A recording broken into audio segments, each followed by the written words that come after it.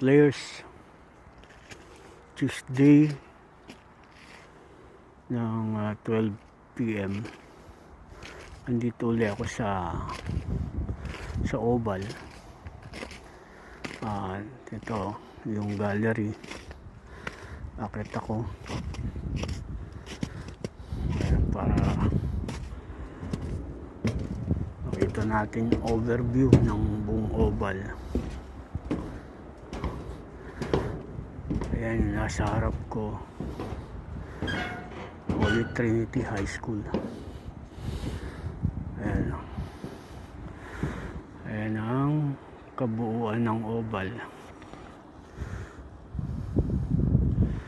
Okay, doon merong baseball field.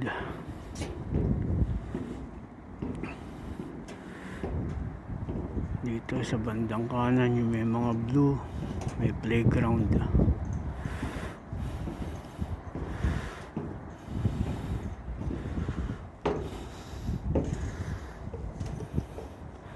Ayan, Holy Trinity High School.